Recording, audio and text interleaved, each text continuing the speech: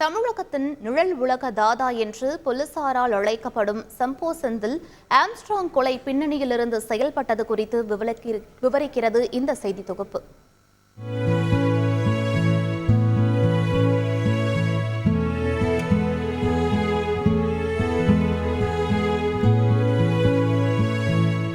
கடந்த 5ஆம் தேதி இரவை தமிழகம் எளிதில் மறந்திருக்க வாய்ப்பில்லை. பகுஜன் சமாஜ் கட்சியின் மாநில தலைவர் ஆம்ஸ்ட்ராங் கொடூரமாக வெட்டி படுகொலை செய்யப்பட்டார்.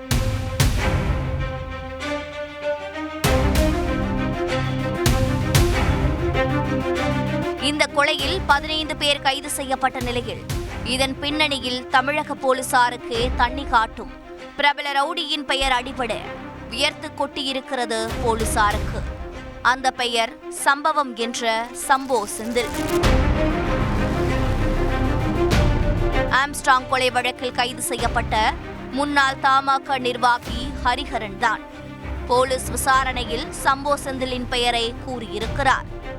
தூத்துக்குடி மாவட்டத்தை பூர்வீகமாக கொண்ட இளைஞர் செந்தில் குடும்பத்துடன் சென்னை தண்டையார்பேட்டையில் செட்டில் ஆகியிருக்கிறார்.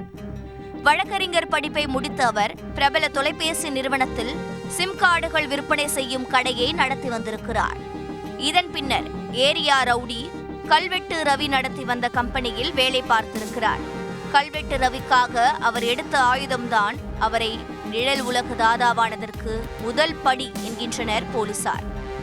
செந்திலிடம் சம்பவத்தை மட்டும் சொன்னால் போதும், அவர் ஸ்கெட்ச் போட்டு கொடுத்தால் அதிலிருந்து டார்கெட் தப்புவதே இல்லை என்கின்றனர் அவரது கூட்டாளிகள். அதனால்தான் சம்பவம் செந்தில் என அழைக்க ஆரம்பித்த அவரது கூட்டாளிகள் பின்னர் ஷார்ட்டாக சம்போ செந்தில் என அழைத்ததாக கூறுகின்றனர்.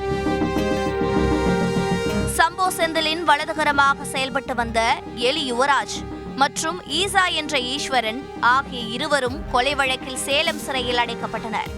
சிறையில் உள்ள இருவரிடமும் சென்னை தனிப்படை போலீசார் விசாரணை நடத்தியதில் பல அதிர்ச்சி தகவல் வெளியாகியுள்ளன. அதன்படி செல்போன் மூலம் பேசினால் காவல்துறை எளிதில் கண்டுபிடித்து விடுவார்கள் என்பதால் எளிதில் கண்டுபிடிக்க முடியாதபடி இதற்கென்று உள்ள பிரத்யேக போன் ஆப் மூலம் பேசி வந்ததாக போலீசாருக்கு தெரிய வந்துள்ளது. இதன் மூலமாக ஆம்ஸ்ட்ராங் கொலைக்கு சில தினங்களுக்கு முன்பாக சென்னையில் உள்ள சிலரிடம் பேசியது போலீசாருக்கு தகவல் கிடைத்துள்ளன. ஆம்ஸ்ட்ராங் கொலை வழக்கில் கைது செய்யப்பட்ட வழக்கறிஞர் அருள் கடந்த மாதம் 5ஆம் தேதி வேலூரில் ஆற்காடு சுரேஷின் தம்பி புன்னை பாலுவை சந்தித்து பேசியிருக்கிறார். அதில் ஆம்ஸ்ட்ராங்கால் பாலு உயிருக்கு ஆபத்து இருப்பதாக கூறிய அருள், ஆற்காடு சுரேஷ் தனக்கு அளித்த தங்க பிரேஸ்லெட்டை விற்று கொலைக்கு திட்டம் தீட்டியதும் தெரிய வந்துள்ளது. இதன் பின்னர் வழக்கறிஞர் அருள் சம்போ செந்திலை தொடர்பு கொள்ள கொலைக்கான திட்டம் தயாராகி இருக்கிறது. இதனைத் தொடர்ந்து தனது கூட்டாளியான ஹரிஹரனிடம் தோட்டம் சேகரின் மனைவியிடமிருந்து 4 நாட்டு வெடிகுண்டை வாங்கும்படி கூறியிருக்கிறார் சம்போ செந்தில்.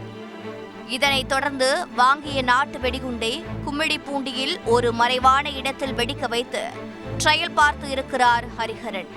அதில் வீரியம் குறைவாக இருப்பது தெரியவர ஆந்திரா சென்று மேலும் சில வெடிபொருட்களை வாங்கி வந்து சக்தி வாய்ந்த நாட்டு வெடிகுண்டாக மாற்றிய பின்னர் சம்பவ இடத்திற்கு வந்ததும் போலீசாரை அதிர்ச்சி அடைய வைத்துள்ளது. தான் செய்த எந்த கொலை வழக்கிலும் சிக்காமல் சுமார் 15 வருடங்களுக்கும் மேலாக போலீசாரை திணற விடுவதும் டெக்னிக்கலாக தொடர்பு கொள்வதையும் வழக்கமாக கொண்ட சம்போ செந்திலை பிடித்தே தீருவோம் என்கின்றனர் காக்கி சட்டைகள். செய்திகளை உடனுக்குடன் தெரிந்து கொள்ள உடனே சப்ஸ்கிரைப் பண்ணுங்க.